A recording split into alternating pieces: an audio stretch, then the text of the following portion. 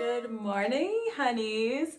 So today I have on more fallish attire. Actually, I guess winter attire. Today we are going to be discussing toxic friendships, and I know that a lot of people struggle with friendships, especially because it can just be so hard to let go. So we are going to talk about signs of a toxic friendship and how you get out of one. So if you are interested, keep watching. And before we get into this video, please make sure that you subscribe if you haven't already. And let's just get straight into it. Okay, so we all know the obvious benefits of friendship. They are a great support system, first of all. And then, they offer emotional support, social support. They can help lower depression, and they can just really make you happy. They can make life more enjoyable. And it's just so nice to have a good group of friends around you who support you and really have your best interests at heart. But what happens when those friends turn into toxic friendships? Do you stay in it because you've known that person for a long time, or do you let that friend go?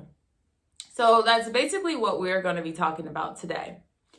First, we are going to talk about the signs of a toxic friendship. There is a difference between your friend having a bad day and your friend having a bad vibe. If you constantly find yourself in situations where you go to your friend and it seems like they're having like an off day, but it's like every day. If you constantly see the same patterns, if they constantly do hurtful things to you, and don't genuinely apologize, then that is more repetitive of a bad vibe. One of the easiest signs to spot out, actually two of the easiest signs to spot out. One is that they put you down. So I see this a lot, and for some reason it was like a trend on TikTok where friends would get together in a group and then they would say, it's the hair for me, or go back and forth like that. But it was supposed to be funny, but it's not funny. There's a very thin line between joking about your friend and joking maliciously about your friend. And if you're constantly in a situation where you feel like your friend is you're always the butt of your friend's joke, then I think it's time to maybe consider if this is actually a real friend or not. If you do something crazy and everybody's joking about it, okay, cool, that's one thing. But if your friend just constantly always has something to say, she's always making you or he's always making you the butt of their joke, I would definitely reconsider that friendship. Especially if you notice that the jokes are ongoing, they happen often and they're not really funny. They have an undertone of hate in them. I would definitely reconsider.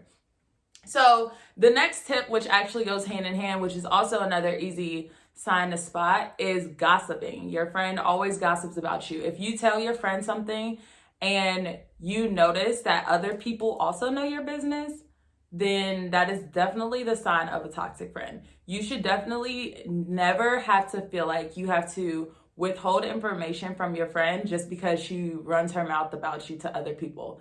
That's not how friendships work. If I tell you something, then I expect it to stay between you and I. Okay, so the next sign of a toxic friendship is that they don't apologize with sincerity.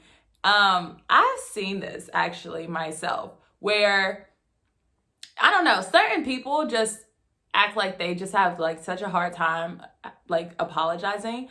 But I've seen a couple people where they were in the wrong, and instead of just fully accepting responsibility for their actions, then they would just kind of beat around the bush with the little, oh, I'm sorry you feel that way apology. No. If you're a friend, then I'm sorry you feel that way is not going to cut it. So if you have a friend who you feel like is never taking accountability for their actions, or anytime they hurt you and give an apology that's not sincere, again, I would definitely just reconsider that friendship. And then I think the biggest, another sign of a toxic friendship is they leave you feeling unsettled. You know those friends where you message them and it's just like, you know that they're gonna have something negative to say. So it like deters you from even messaging them because they are always talking negative, or they just don't make you feel good.